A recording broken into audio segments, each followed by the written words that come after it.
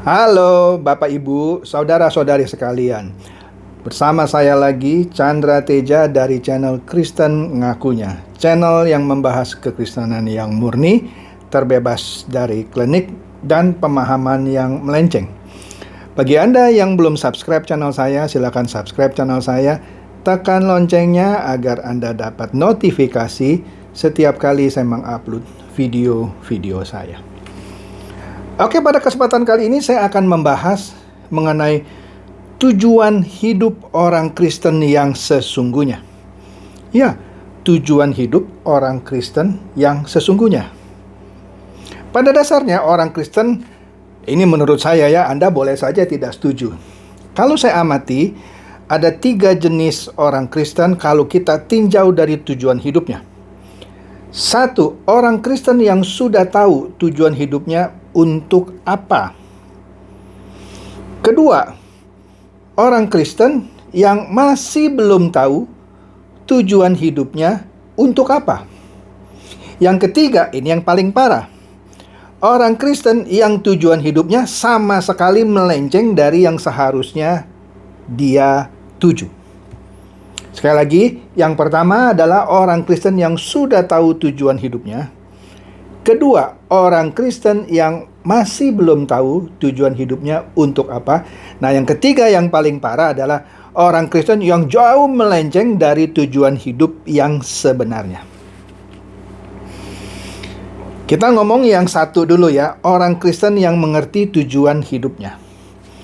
Orang Kristen yang mengerti tujuan hidupnya adalah seperti yang pernah saya bahas di video sebelumnya, mengenai kesuksesan orang Kristen adalah dia dalam kehidupannya sehari-hari terus-menerus berubah dari sinful nature atau kodrat dosa menjadi divine nature, kodrat ilahi.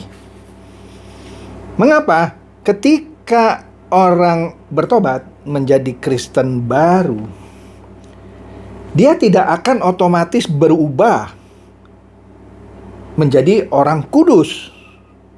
Iyalah, kalau orang yang terbiasa nipu, terbiasa bohong, terbiasa fitnah orang, terbiasa suka bikin orang susah, enggak ada jaminan dan pasti tidak pernah mungkin begitu masuk kolam baptisan diangkat gitu ya, langsung 100% berubah. Tidak pernah. Tidak akan pernah ada. Kalau ada yang begini, tolong dikenalkan ke saya mau kenalan. Oke? Jadi yakin ya, pasti tidak ada orang yang begitu dicelup ke kolam baptisan. Untuk mereka yang Kristen karismatik atau Pentakosta gitu ya. Atau kalau yang Protestan yang dipercik gitu ya. Dan ada lagi beberapa metode baptisan. Kita tidak bicarakan mengenai perbedaan ini. Pokoknya begitu mereka dibaptis tidak akan mungkin otomatis berubah. Tetapi Anda dimeteraikan Roh Kudus yang akan membimbing Anda. Nah, ini pentingnya Anda dibimbing oleh Roh Kudus untuk terus berkembang, terus bertumbuh. Karena perubahan itu tidak bisa terjadi dalam waktu semalam. Oke? Orang Kristen yang sukses seperti video saya sebelumnya adalah orang Kristen yang mengikuti bimbingan Roh Kudus, ya, plus firman, ya kan? Dia taat setiap hari, perlahan tapi pasti satu persatu dia tinggalkan kebiasaan buruknya. Orang yang biasanya suka bohong, perlahan-lahan dia meninggalkan kebiasaan bohongnya. Sehingga ketika dia melihat orang berbohong, dia benci sekali. Begitu juga dirinya, dia akan benci sekali kalau dia berbohong. Oleh karena itu, meskipun dia jatuh bangun untuk menjadi orang yang tidak berbohong lagi, maka kalau itu dilakukan, maka dia menjalani kehidupan yang sukses. Oke?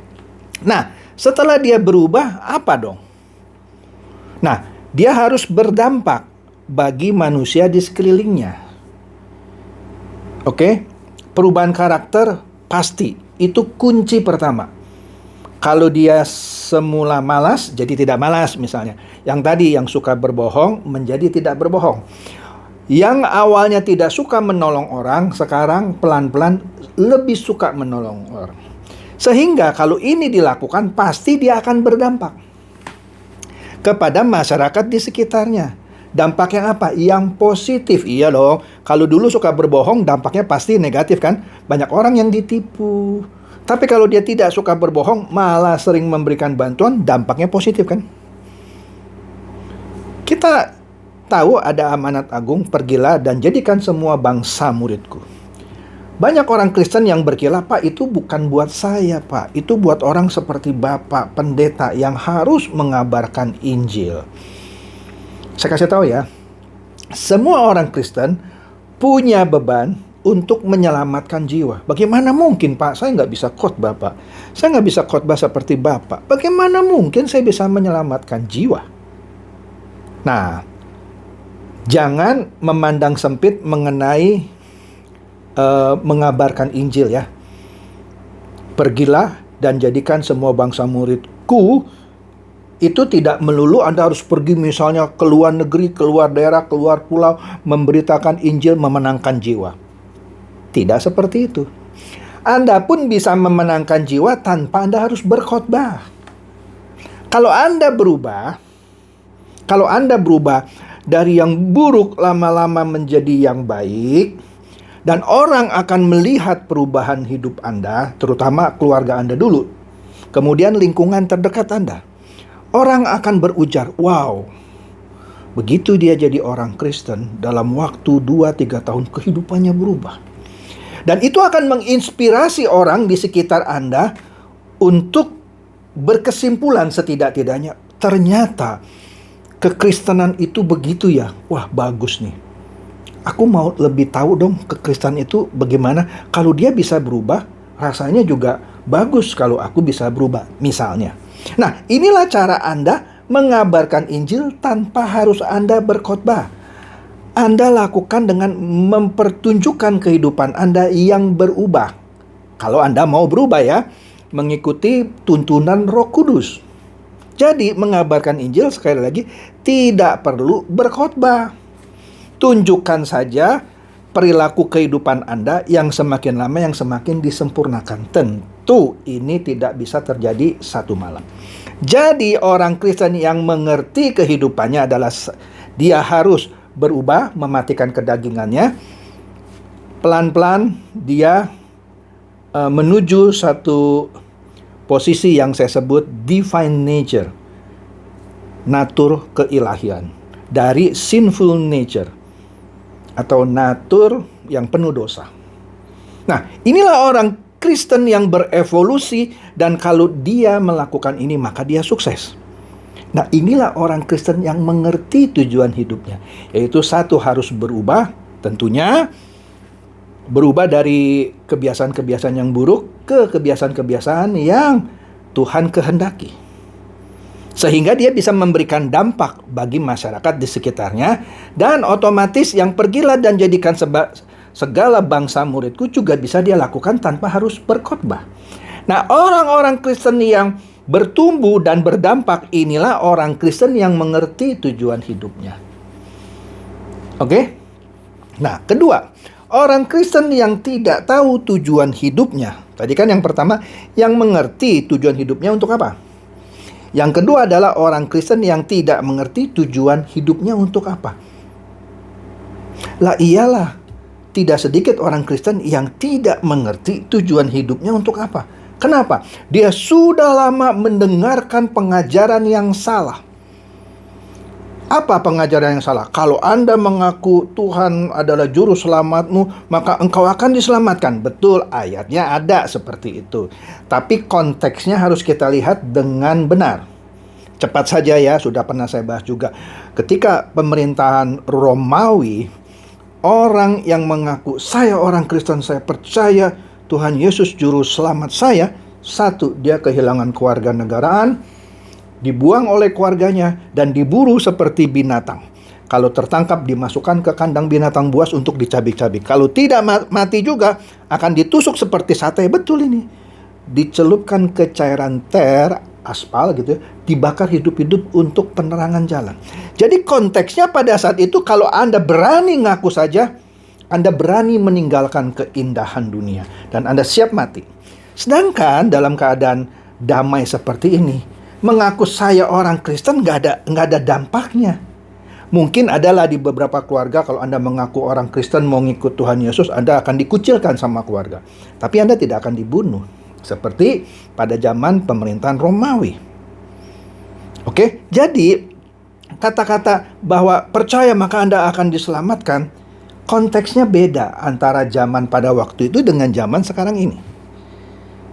Nah, kebanyakan orang Kristen, ya nggak semua sih ya, kalau mereka yang mendengarkan pengajaran yang benar tahu bahwa begitu mereka dibaptis, maka tujuan hidupnya adalah dia harus berubah supaya menjadi serupa Kristus. Karena arti Kristen adalah to be like Christ, menjadi serupa Kristus.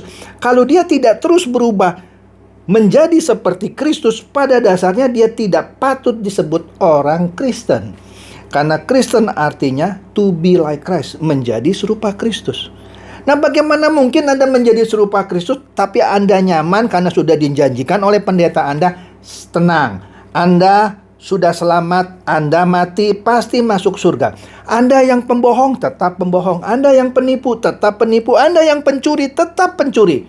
Karena sudah dijanjikan, tenang saja, Anda mati pasti masuk ke surga. Jadi Anda tidak tahu tujuan hidup Anda untuk apa. Oke? Tetapi ini masih bisa diperbaiki. Begitu dia mendengar pengajaran yang benar, baru dia sadar, oh salah aku ya. Iyalah, perbaiki. Oke? Nah, yang bahaya yang ketiga. Yang tujuan hidupnya jauh melenceng. Jauh melenceng. Dan ini adalah perkembangan orang yang tidak tahu tujuan hidupnya, ketimbang dia balik ke satu, menjadi mengerti, dia ini makin jauh melenceng. Apa misalnya? Ya tadi, karena mendengarkan pengajaran yang salah bahwa kalau dia mati pasti masuk surga. Wah, senang dia. Aku sudah jadi orang Kristen. Aku sudah dibaptis. Namaku ada Yohanesnya misalnya. Ada Matiusnya misalnya. Ya sudah. Rumahku di surga gitu ya. Dia penipu, malah lebih gila nipunya. Kenapa? Karena dijamin masuk ke surga. Dia pendusta, makin sadis lagi dustanya. Karena rumahku di surga. Apapun yang aku lakukan di dunia ini, aku masuk surga. Kalau dia suka korupsi, makin menggila lagi korupsinya. Karena sudah dijamin rumahnya ada di surga. Dia nggak mengerti tujuannya dan malah melenceng jauh. Lebih bahaya dari yang nomor 2. Jadi, Anda harus periksa diri Anda. Apakah Anda orang Kristen yang sudah tahu tujuan hidup Anda? Jangan-jangan Anda belum tahu tujuan hidup Anda. Kenapa? Karena Anda sudah sekian lama bertahun-tahun mendengarkan pengajaran yang salah bahwa Anda mati pasti masuk surga. Saya yakin tidak sedikit orang Kristen yang akan suka mendengarkan hal ini. Mereka pasti menganggap saya tidak punya iman, justru sayalah yang mengajarkan sesuatu yang salah. Tidak, ini justru yang Alkitabiah.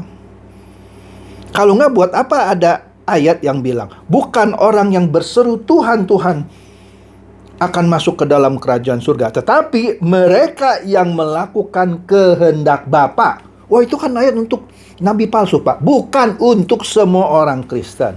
Kalau Anda pinter ngakunya Tuhan, Tuhan, kalau ke gereja Tuhan, Tuhan, berdoa Tuhan, Tuhan, tapi dalam kehidupan Anda tidak melakukan kehendak Bapa, Anda tidak layak masuk ke dalam kerajaan surga.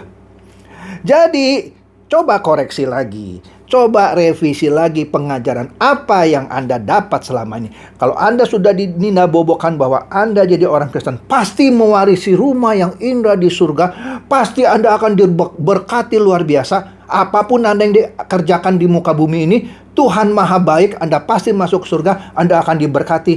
Anda sebenarnya tersesat di rumah Anda sendiri. Oke?